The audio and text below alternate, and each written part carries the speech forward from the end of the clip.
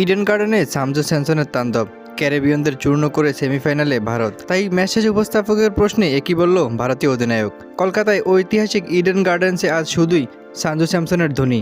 টি-20 বিশ্বকাপের high voltage super 8-এর ম্যাচে West ইন্ডিজকে 5 উইকেটের ধুলোয় মিশিয়ে দিল ভারত। 195 রানের পাওয়ার সম লক্ষ্য তাড়া করতে নেমে সানজু স্যামসনের রেকর্ড ভাঙা ব্যাটিংয়ে 8 বল বাকি থাকতেই জয়ের বন্দরে পৌঁছে যায় টিম ইন্ডিয়া। এদিন টসে জিতে ওয়েস্ট ইন্ডিজকে ব্যাটিংয়ে পাঠায় ভারতের অধিনায়ক সূর্যকুমার যাদব।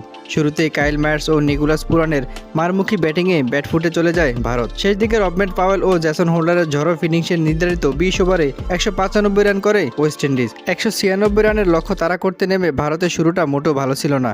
দলীয় 20 রানেই জয়সওয়াল ও শুভমান গিলকে হারিয়ে চাপে পড়ে যায় স্বাগতিক ভারত। তবে 4 নম্বরে ক্রিজে নেমে ম্যাচের চিত্রনাট্য বদলে দেন সানজু স্যামসন। উইকেটের চারদিকে স্ট্রোকের ফুলঝুরি ছড়িয়ে তিনি ইডেনের গ্যালারিতে মাতিয়ে তোলেন। মাত্র 50 বলে সাজানো তার 97 রানের অপরাজিত ইনিংসটি ছিল 12টি 4 ও 4টি দানবীয় ছক্কা।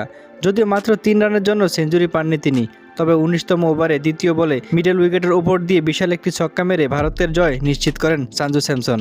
তাই ম্যাচ শেষে উপস্থাপকের প্রশ্নে সানজু স্যামসনের প্রশংসা করে টিম ইন্ডিয়ার অধিনায়ক বলেন, আজকের ইনিংসটি ছিল তার ক্যারিয়ারের অন্যতম সেরা। গ্যালারি ভর্তি দর্শকদের সামনে ভারতকে সেমিফাইনালে তুলতে পেরে সে আসলে গর্বিত। সেঞ্চুরি চেয়ে দলের জয়টাই ছিল তার কাছে খুবই বড়।